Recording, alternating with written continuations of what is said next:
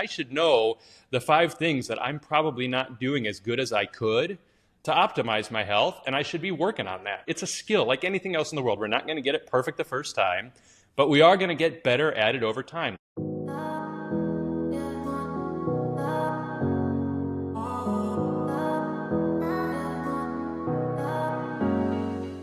Welcome to Hack to Health, where we share hacks to help you live younger, longer. I'm Joe Steele, and today we're joined by Brent Eck, founder of Sage HealthSpan, who's changing the game in health optimization. Sage's groundbreaking AI dives deep into your blood work to reveal your body's unique story. It's not just numbers, it's a personalized roadmap to smarter nutrition, lifestyle, and wellness choices that catch risks early and amplify your vitality. Let's get into it. Staying well could be a lot of things. Don't get diabetes. I'm biohacking on this EMF mat every night when I sleep, right? What are you thinking mainstream healthcare keeps people maybe in a rut? Back in the day when there was a doctor in every village, and they were there at your birth and they were there at your death and they saw everything in between. They were part of your life. The healthcare system worked well, and you'd see the doctor up and down the street and he'd see when you're coughing and sneezing and may give you some ideas on what to do. But I mean, today, like, we're out of the village. And the doctor you see when you're born and the doctor that you see when you die is very different. And there's so much different specialization. And the system itself does a great job of, I don't know, if you get hit by a bus, fixing you up. But kind of everything else in the middle. How do I optimize my health? How do I eat the right way, sleep the right way, stay in calorie balance, do the basics to really optimize things? The system is really not well set up to handle that. And so that's really part of the reason we developed Sage. I kind of tell this story. I went for my annual physical about a year ago, and this isn't an isolated experience, right? I'm sure we all have these crazy experiences with the healthcare system. But, I go to my physical, I get blood drawn, and as I'm leaving the doctor's office, he says, "Listen, I'll call you if something's wrong." And it's like, wait, huh? What? That's not what I'm looking for. About to be 50 and, trying to stay fit, trying to stay healthy, trying to do the best I can. Like, I'm not looking to hear if something's wrong. I mean, I am looking to hear if something's wrong, don't get me wrong, but I'm also looking to understand, okay, what's going right? What can I do better? Like, where are the little places that I can tweak to do things? So like 3 or 4 weeks come by and I've heard nothing. So finally I call the office and I talk to the lady at the front desk and I say, "Hey, is my blood work in?" And she's like, "Yeah, but there's no notes, so I'm sure everything's okay."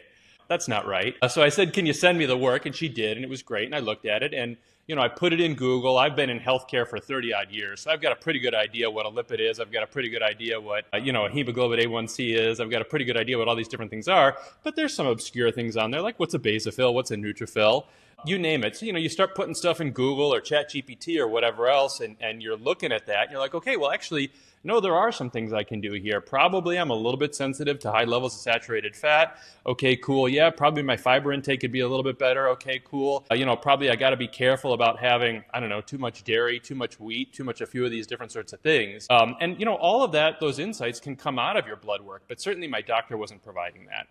The idea is right there. I think there's a ton of places in healthcare where we can focus, but that was the place we decided to start with first at Sage. And so what we built is an app where you can upload any blood lab you've ever taken in your life. And I've been doing blood labs for 25 odd years. So I can even go back into 3-ring spirals of my first executive health program that I ever did, God knows whatever ago, and get my blood lab from that. And the app, you can just snap a picture of it with your iPhone, or if you have it as a PDF, you can upload it, or whatever form you have.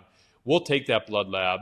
We'll put it in a structured format. So we'll look at it and say, okay, is the stuff you did 25 years ago, using the same metrics as the stuff you're using today? Are you looking at it in the right way? We'll show you what the trend is. And then we'll feed it into our proprietary AI system. We call it Sage AI, clever name, right? Or not. But we built this database. We've gotten some of our favorite functional and concierge medicine doctors. And what they did is they helped us build this awesome database. So it's like for all of these blood labs, what is high, what is low, what is optimal? If you're not high, low, or optimal, what can you do? What can you do from a lifestyle perspective? What can you do from a nutritional perspective? What are the different things you can do to optimize? And so we have our AI, our LLM, working on our data set.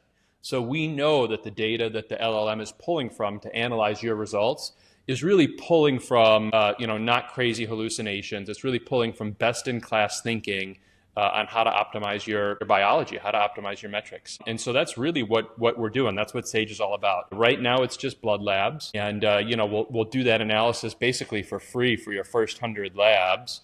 And then we'll notice things. Let's say, for example, I'm a 50-year-old male. Let's say I've never had my PSA test done. Well, I probably should have been doing that 10, maybe even 15 years ago. So it'll recommend you get a PSA test, and we're happy to sell you that and help you go get it. Make sure everything's in line with your prostate. Or let's say your cholesterol's a little bit high, but you've never had your ApoB checked. Well, it probably means you should. We probably should make sure that everything's okay there. So we can help you go get that checked and tested as well. And so that's the type of stuff that we're doing. We have a whole bunch of other things we'd love to get into. I mean, our long-term goal is really to create, I don't know what you'd want to call it, self-administered concierge medicine or self-administered functional medicine, really help you on your wellness journey. And not to just keep talking, so if I am talking too much, just cut me off. But, we call ourselves SAGE, right? Like, we're firm believers that health is not something that you should outsource. You talked about health on the journey when you kind of kicked this off. And, I think it's one of the funnest questions that I like to ask myself. And when we think about with the consumers of SAGE and over the years and the different businesses that I've run, you ask individuals, like, what is health to you? What does health mean? Certainly for my mom, health is being able to get up and down off the floor and play with her grandkids. For me, what is health? Health is to be able to, keep working hard and playing hard and enjoying my family and kind of doing the things that I've been doing. Health means so many things to different people. And I really think it's an interesting thing. I think for so many people too, it's something you either have or you don't. And I think the question that we ask at SAGE is, hey, do you feel like you have some sense of agency, some sense of control over your own health? Do you feel like the top 10 things you could do to improve your health? And if you don't, we'd love to give you some ideas. I used to kind of tell the joke when I'm coaching people. I don't know if it's a joke, the story, right? Like, you go into church in the car with your mom on Sunday, and you say, hey, Mom, what are 5 things you could do to improve the way you're driving? She'll look at me like, I've been driving since before you were born. Like, what are you even talking about? Right? But you ask that same question to, I don't know, Lewis Hamilton or Max Verstappen, and they're going to say, I can think of a lot more than 5 things that I can do to improve my driving. And so, it's a little bit of a silly metaphor, but I think that's the greatest metaphor for health. I think that's how we should all feel about our own health. Like, I should know the 5 things that I'm probably not doing as good as I could to optimize my health, and I should be working on that. It's a skill, like anything else in the world. We're not going to get it perfect the first time, but we are going to get better at it over time. Like, how do I modulate my sleep? Like, what is impacting my sleep? What am I reflecting on? When I wake up in the morning, about how I feel, about how my sleep went. How am I being aware of, how I ate the night before, or what blue light I had exposure to, or did I have a drink, or, what's happening in my sexual life? Who knows? All these things can have a meaningful impact on your sleep. And so it's just a matter of, like, how aware are we of this? How reflective are we about this? And what are we doing to try to modulate and put ourselves on a journey so we can really live our best, most fulfilling lives? I feel like I need to take a break here. Breathe. We're big fans of, like, Peter Attia. I don't know if you pay attention. We're big fans of him. And he's always talking about, how do you get the most out of that marginal decade, that last 10 years of life? And I think we're really aligned with that philosophically. Like, it's really about how do we make sure you're spending the last 10 years of your life living the life with the kind of vitality that you want to live in the way you want to live. And so, at SAGE, that's what we're trying to enable people to experience. A lot of people will go to their annual physical and they see the doctor and they check off whatever tests are going to run. But no one, for the most part, no one really understands why they're checking those boxes that they check for everyone. Do I even need this? Do I not need it? I think we all have, like, experiences with the healthcare system where it's like, am I getting too much or not enough? When someone goes with SAGE, is this going through a Quest or a LabCorp? It's a little bit of BYO. You can kind of bring your own from any lab. And to be honest, one of the big learnings for us over the past year is we've come to market and we're training our machine learning to be able to interpret all these different labs. It's just how many there are out there in the country. We've probably seen thousands of different ways to format a blood lab report, right? And so the challenge for us is really having our machine learning be able to interpret all of those and understand them. And certainly it's getting smarter over time as we're learning new things. So we can read any blood lab you've done, with, I guess, the only exception is maybe if we've never seen it, it'll take us more than 5 minutes to interpret it. We'll have to kind of send it to a more robust machine learning process than the one that's sitting on the phone itself. So yeah, you can bring your own labs. We'll interpret it. We'll help you understand it. when we recommend labs, if you buy a lab from us, then you'd go to Quest. Okay. And get that done. Quest has, I think, 2,200 locations around the world, around the country. Sorry, I mean they're a great partner. They've been super easy for us to work with. So we have been working with them. There's some discussion in the background. Should we add LabCorp? Should we add a couple other different labs out there? We've also been working on thinking about doing some at-home stuff too. There's pros and cons to that. It ends up being a little bit more expensive, and it's a little bit complicated to kind of get blood out of your own arm in a Maybe in a the good finger way. prick. Yeah, and there's some really cool new systems now too, where you can put a little device on your arm. You don't really even feel it. It is a little bit like a pin prick. You don't really feel it, but it is actually filling up a tiny little vial, which is kind of cool too. So there's a lot of technology improvements coming out there in the world that we're paying close attention to, and we're going to try to incorporate that when it makes sense, both financially and technologically into our offering. Certainly, one of our goals is to try to be not crazy, unreasonably priced, right? And not sort of force you into subscriptions or big packages that you might not need. It's really focused on, for us at least, like what is the next most important thing for you to be paying attention to in your health, and let's help you get to that. So what do you recommend for the average person that's listening? When should people start doing this? Now we're seeing all the diabetes in kids that we didn't have when we were younger. So when would be a good time for someone to start looking into this on a serious level? Yeah, I think for most people, it's kind of their mid-30s. I've always been a little bit of a biohacker, back to my 20s. So I'm 50 this year. I've been actually getting my blood drawn almost annually now for about, which is kind of interesting. And what's interesting there too is, okay, so now I'm in my 50s. It's really interesting to look at like, how has my testosterone trended over the last 30 years? Because, a lot of times with testosterone, it's less about is your testosterone high or low and more about what's happening with your testosterone levels. Are they staying stable? Are they going down? Are they going up? And if they are moving, do you know why? So many of these things are so much more meaningful when you look at them, less as a snapshot and more as like on a continuum and be tracking things over time. So, certainly we think the earlier the better. I don't think children need to be doing this, but if you've gotten 1 or 2 blood labs in your 20s, that's a great reference point if you're holding on to that data for when you're in your 30s and when you're in your 40s. But I think most people kind of in their mid-30s, when they go to their annual physical, they start getting something. And in many doctors' offices, that's usually a basic cholesterol panel. It's a CBC, and it's usually then like a blood sugar panel, hemoglobin A1C, and a few things. And so that's usually, I don't know, somewhere between 24 and 44 markers is I think the average that we're seeing from just the different uploads that come in at different ages.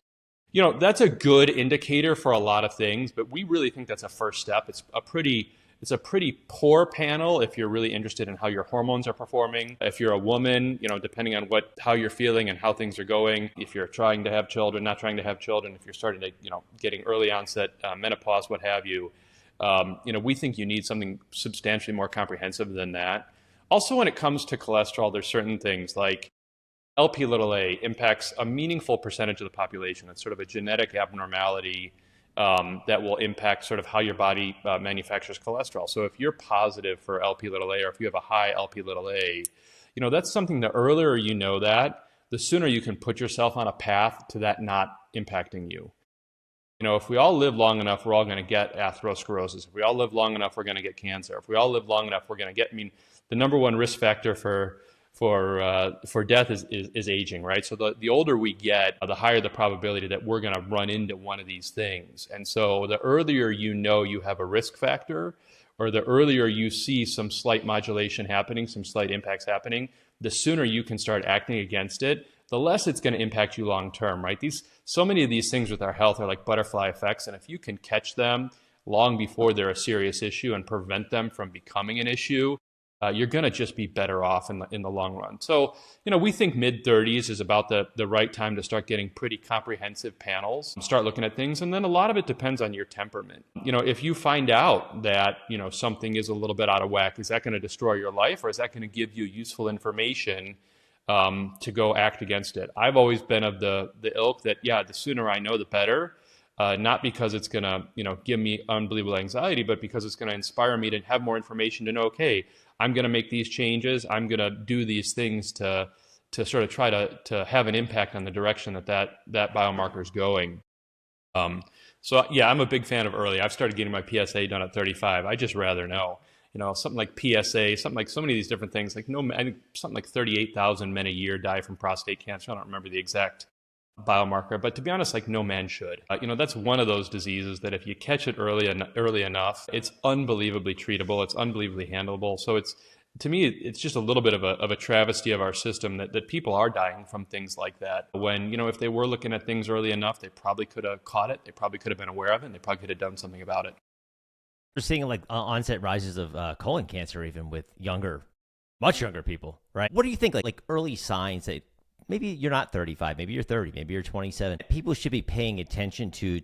This could be something. Think about sort of the notion of health as a skill set. So much of out there is just checking in with yourself. It's like emotional intelligence, checking in with yourself. I have a 9-year-old son, and it's kind of fun because we're talking about him about being aware of his emotions. So he has his own little internal checklist. Okay, what do I taste right now? What do I smell right now? What do I feel right now? So he's trying to if he's not feeling right or if his emotions are feeling high, he has this little checklist that he goes through with himself on how he's feeling. And part of it is just making him aware of his emotions and aware of how he's reacting to the world. I feel like we should be doing that as a metaphor with our health as early as possible. So, we're waking up every morning. How many mornings in a row have you not felt great? And do you know why? Are you feeling good? Are you feeling as vital? Are you getting a good night's sleep? How does it feel when you go to the gym? Are you making it to the gym? How is your stress level? I mean, so many of these things, it's really just about self-awareness and coming up with a mechanism to really be checking in and tuning in with yourself on a regular basis so that you are noticing when, okay, yeah, something's just not right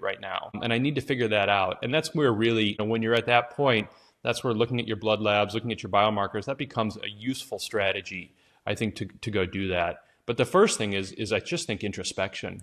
And I just think it's so important to anything. If you want to improve, how you're doing on anything, you need to create a feedback loop. You need to create a mechanism to say, how's it going? How am I doing? And you can do that with your doctor if you've got a great doctor.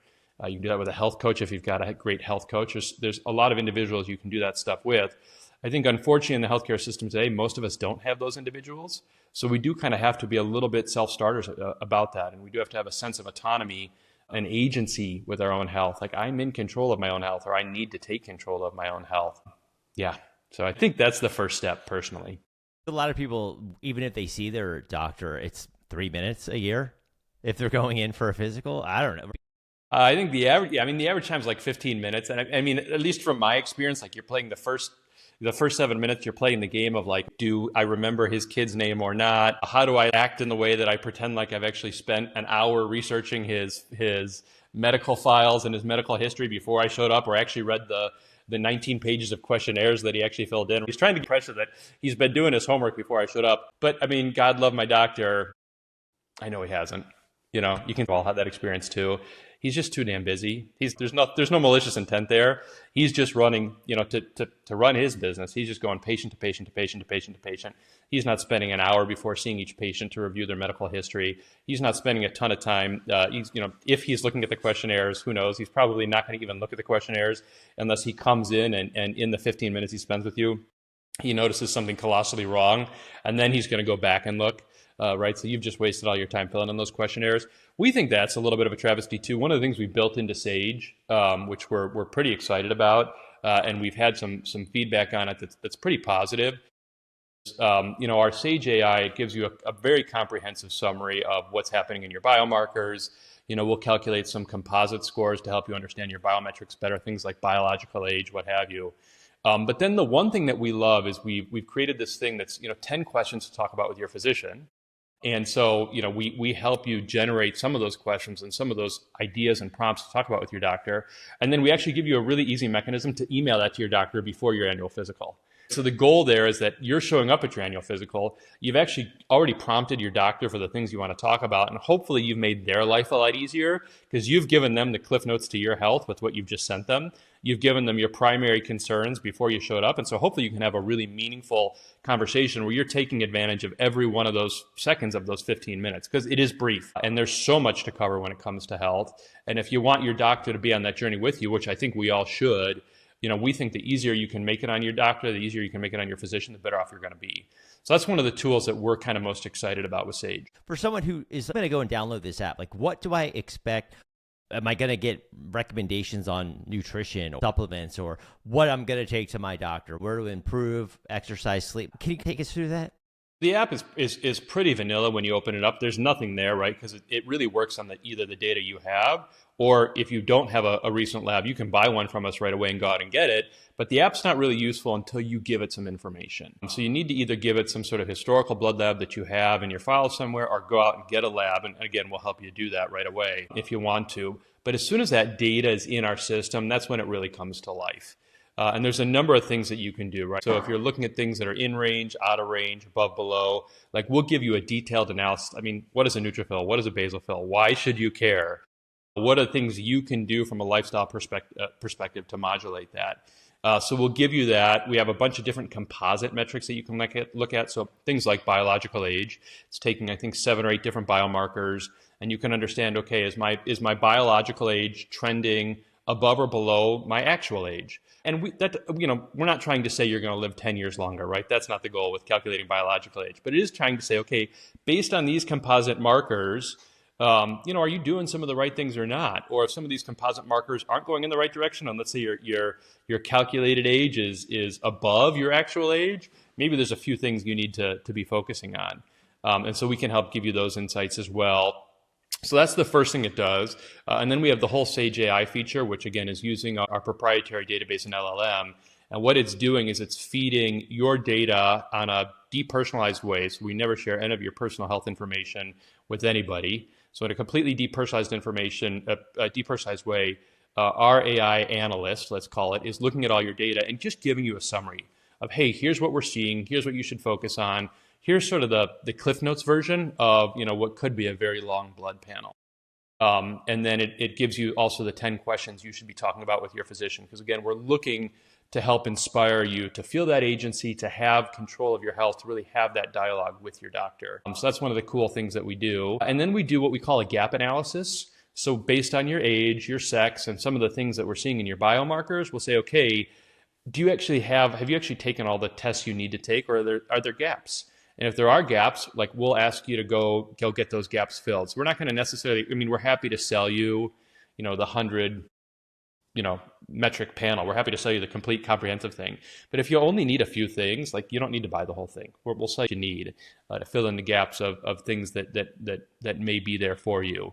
And then, give you a bunch of recommendations. I think we will probably start selling nutritional products. I think we're also going to get into some urine analysis, continuous glucose monitoring. I think there's a whole bunch of things that we can do to sort of take the data that you may have easily accessible around you, around your health, help you understand that data, help you feel agency over your own health so that you can, maybe take some steps to sort of live your most healthy life.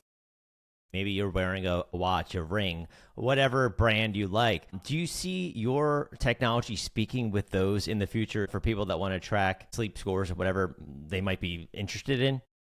Yeah, and what are the right things to do too? I'm a big fan of Aura, and I don't know how many gigabytes of data I have in Apple Health and everything else. So we love syncing and sharing. We love helping you understand it. What I think what Aura Ring is to sleep, we kind of want to be for your blood labs. We just kind of want to help you understand it in a detailed way. So whether we're actually ingesting that information, giving you recommendations, or whether we're pushing that information out to others to let them use, I don't know if we've actually figured that part of the business model out, so to speak.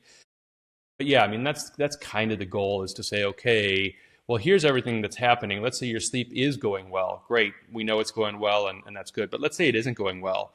Well, what are some of the reasons that could be? Is it as simple as, you're exercising too late in the afternoon, or is there actually something wrong physiologically? Is there something going on with inflammation? Is there something going on with, who knows what that you would see in your blood work that you should be aware of? I see a lot of people that don't look physically fit, but they have all the gadgets on. And I feel like there's got to be some sort of an education around, you also have to do the physical work. Mm-hmm. You can't just be told, stand up, sit down. Okay, now I'm good for 2 hours. A lot of people are just chasing these fads thinking that's what's making them healthy versus digging into it. You could pick and choose the panels you want to take, or there's like a standard panel that you would sell and then you could add on from there. How does that differentiate? There's a standard comprehensive panel if you're willing to pay that price and you want to go do that, and you feel like what you're getting from your doctor is woefully incomplete. There's that, and then there's all the gap fillers, which is just kind of, it ends up being, hey, your standard, 30 lab panel that you got from your doctor, physical was incomplete. Here's the add-ons we think you should get. And that'll be different based on your age. It'll be different based on your sex. It'll be different based on, if we're not seeing anything that we should be concerned about in the numbers that you have given us, we're probably not going to recommend that you get a bunch of unnecessary stuff. That's not where we're going for that. It's so interesting what you say too about folks. I ran a business called Metagenics for 8 years, a big supplement company and health and wellness, and really part of the whole functional medicine movement. And I don't know if you're aware of that or not, but I mean, it's really about, taking some of these profound ideas of really understanding root cause medicine, understanding sort of tackling the chronic disease issues head on. And one of the nice things we did for employees when I was at Metagenics was, we offered them to participate in basically a massive clinical trial that we were running, which gave every employee a comprehensive blood panel, genetic testing, anything that they wanted to have access to if they opted into this thing. And then we put them all on functional medicine programs. And I think the thing for me that was so illuminating and kind of different than I expected is we're a pretty healthy, engaged community at Metagenics, people that do really care about their health and wellness by and large. But really, when you dig into functional medicine, you hear so many great stories about people that have adopted these functional medicine protocols and found the right doctor in functional medicine and have really transformed their health. So you hear these N of 1 stories all the time. But we had some unbelievable N of 1 stories in our employee base at Metagenics, right? I mean, we were saving people's lives, or a few critical issues that we discovered early, and help people get on the right path, which is really profound. But the other thing that was really profound was really only about 8% of the population of people that participated in the study were actually able to adhere to one of these functional medicine protocols on a regular basis, on a permanent basis. And so, I think some of the things that we uncovered was, okay, and we offered health coaching. We offered all kinds of different, we'll meet you where you are seminars on, how to improve your diet, on how to take the right supplementation, on what are the things you can do for exercise. But I think what I learned is so many of these things in healthcare, the doctor writes the protocol, writes the program, hands it to the patient, and doesn't spend enough time or doesn't have the training or the ability to understand, okay, is this patient actually ready for this now? Is this the right next thing for that individual to do? And so much of what we're killing brain cells on at Sage, I guess, is the way I would put it, and trying to think about as we set up these programs is how do we help folks just focus on the next most important thing, take the next step, start on this journey. The journey can become a virtuous cycle, and we want it to be that way. But certainly there's a high risk that folks get overwhelmed. And I think that a lot of the folks that you see that probably don't look well, that have all the data, that are doing so many of these little things, obviously they're probably not sticking with it for the long term. Obviously they're not being consistent. So much of health is really focusing on the key core 5 things. Are you sleeping well? Are you staying in caloric balance? Are you getting adequate protein? Are you managing your stress and staying away from the bad things? What was the last one? Are you exercising on a regular basis? I hope I didn't mix it. Whatever the core 5 pillars are. And you get that right, and probably 98% of things kind of take care of themselves. I do think there's a tendency, if you look on social media, and depending on you're talking to, as Peter Attia says, sort of major in the minors, I'm going to focus on the wearables and all this different supplementation and red light and saunas and cold plunges and all this other cool stuff. And I'm all for all that. Don't get me wrong. I think that's really, there's a lot of interesting science around that. There's a lot of interesting stuff, but I tend to think that's sort of the fine margins. And if you're not getting the basic 5 things right from the outset, the fine margins are going to make a heck of a lot of difference. And so that's where, at Sage 2, we're really deeply focused on that philosophically about, okay, let's get the core basic things around your health. Let's help you understand where you might not be getting it right with respect to your biomarkers, and then with respect to some of the other features that we're going to be rolling out over time. But it's really about helping folks get there, because I feel like, for 95% of the population, 95% of the time, if you can just do those 5 or 6 things, you're gonna make most of the journey yourself. A lot of people assume that they're put this on, this is going to take care of that. I feel the quick fixes are what people are looking for. And what you're saying, it's even simpler. Take it back to the basics. And if you can just set those in the proper ranges they should be in, the rest can kind of take care of the foundation. That's what we tend to think. And it's also, it gets back to that notion of, and I don't know if it's a little bit obscure too, but sort of health as a skill set.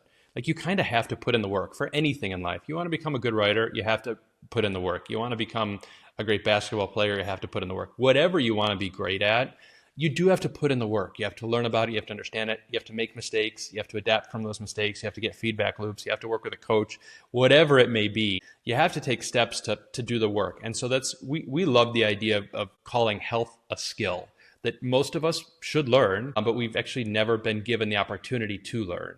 And so that's where, if you can develop the skill of those 5 things, we think you're developing health as a skill set along the way. And so we're really focused on helping you make that journey, put in the work, because it does take work. All these things take work. But let's focus on the things that are most important. And if you're going to put your work in on something, let's put your work in on those sorts of things. But it does take work. I mean, it's just the reality of the way we live in. You want to get great at anything, very little comes for free. I wish it did. I wish we were all genetically programmed how to have perfect health, but we're not. So we don't get that for free.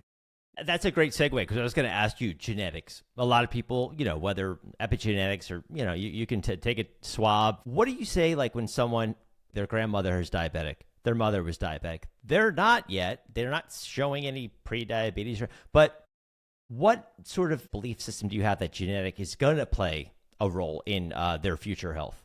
There's certain things we understand really well where, there's some single genes that if you have them and you were dealt the unlucky lottery, then it's going to mean something.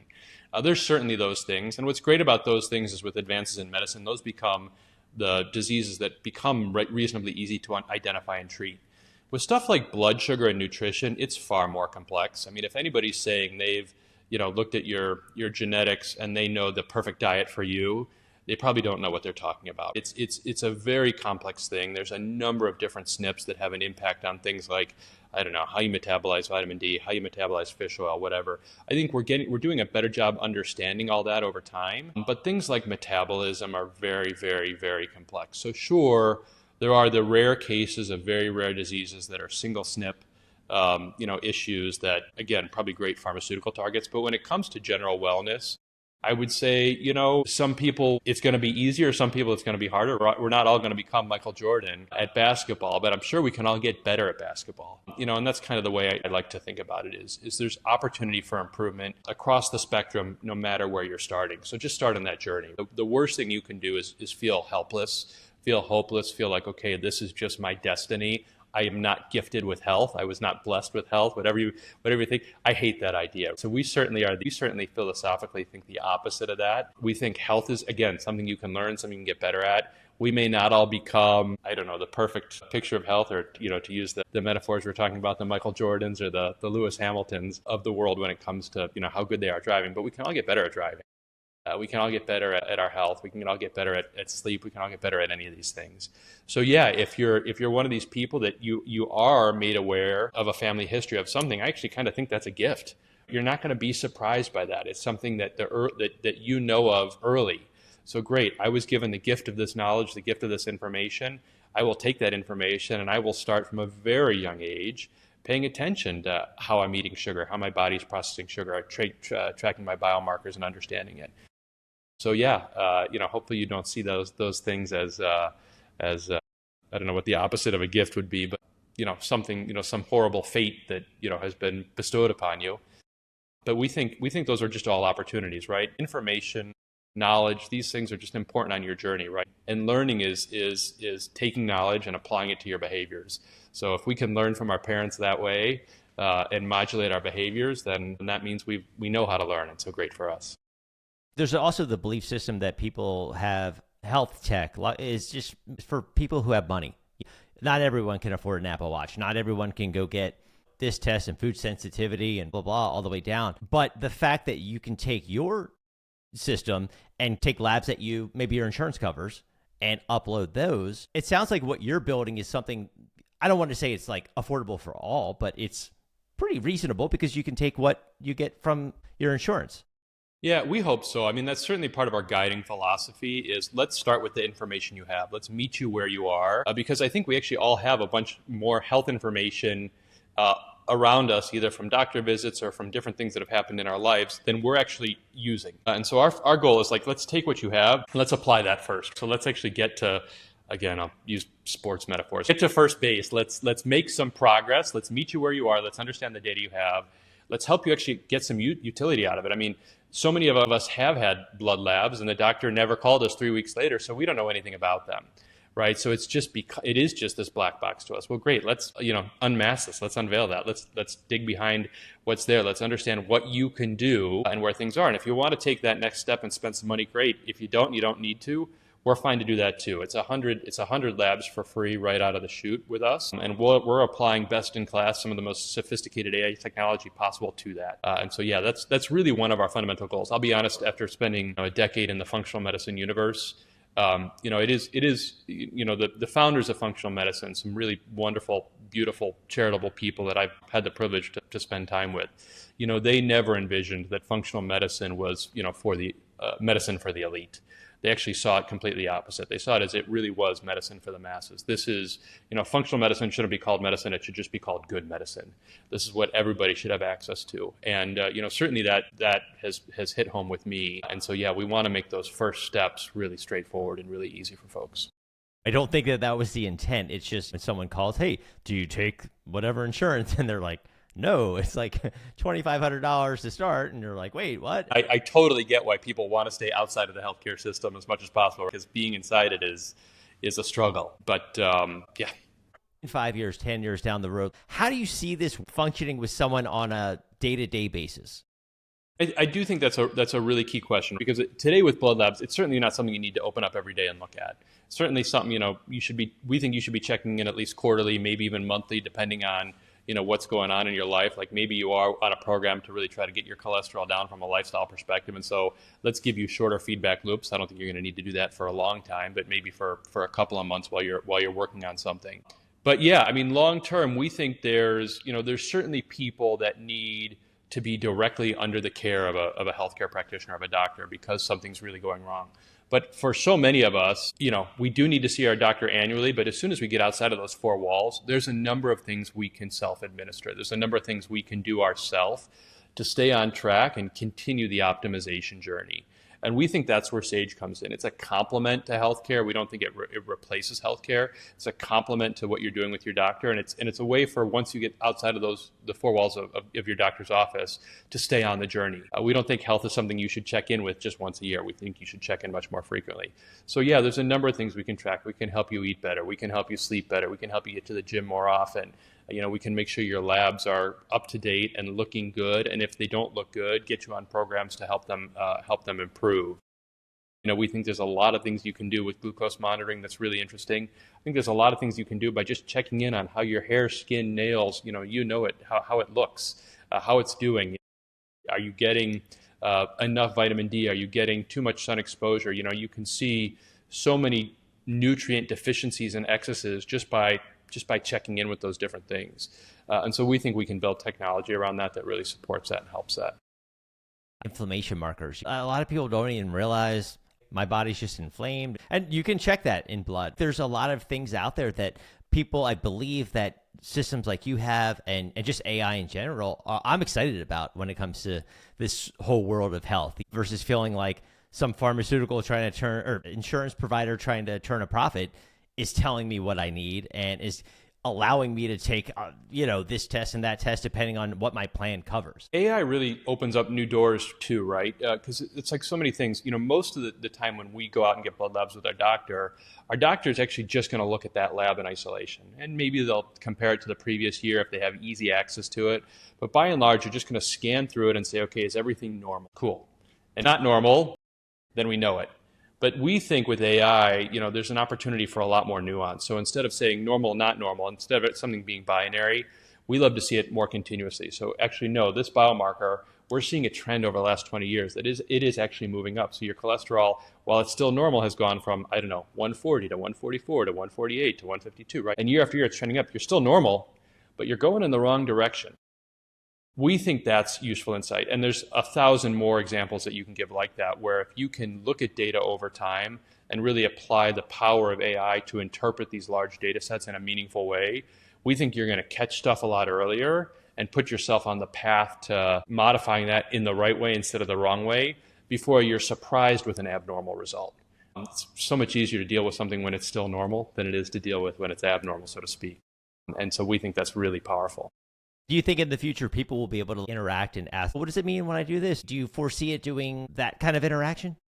I mean, 100%, right? I mean, it's such a great thing to be able to do. I mean, I don't know if you spend a lot of time on ChatGPT with your kids. I do too, but it's amazing how, very quickly, you're interrogating, I don't know, some subject. My son and I are getting into go-kart racing. So, you sit around and you talk about go-karts with ChatGPT, and you can get into, okay, how do I find the best line? What is this? How do I turn in? What should my brakes be? And it's amazing that interactive experience of doing that is so much more profound than just reading an article that somebody wrote on a blog post 10 years ago. And, you can get to the essence of what you're looking for, but then, use your own curiosity to sort of interrogate different areas that maybe the general article that you would have read online years ago isn't there. So it's so much fun to do. And we certainly see that when doing that with your own health, we think would be really, really powerful.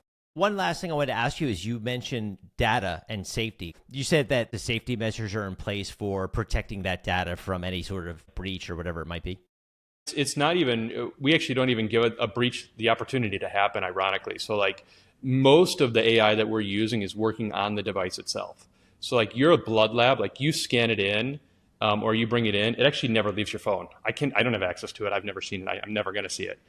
Never even makes its way to me. So all of the data is working really mostly on your device when it's doing all that, which we think is really important. It's your data. You should have it. It shouldn't be sent around to us. It shouldn't be shared. And, it is a little bit of a differentiation from, how it works with ChatGPT. You're not just uploading a PDF with your name on it and your birthday and all your personal information into ChatGPT.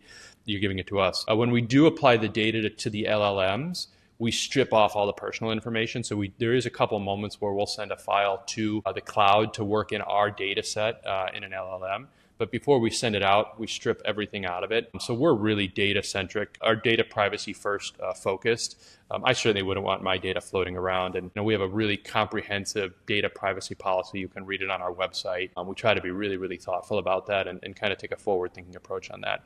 There's just no reason to share it, to be honest. So if we don't have to if the data doesn't have to leave your device, we'll never take it off there. Yeah, it's already on your device. Once your physician emails it to you, like it's already in your Gmail or whatever it might be and on your phone. So just keep it there. For people who want to learn more, what's the website? How can they sort of get started and sign up? Check us out at sagehealthspan.com and any of the different social media platforms at Sage Healthspan. You can check us out, and I'll certainly try to put my face all over that, unfortunately, from time to time. Hopefully you're not sick of looking at me, but yeah, we got a bunch of information out there. We got a bunch of exciting things coming down the road. So we're really excited to share it with folks. Thank you so much for sharing that. I'm excited, and I will have all the links in the show notes, and everyone can go check that out. Thank you, Joe. I appreciate your time.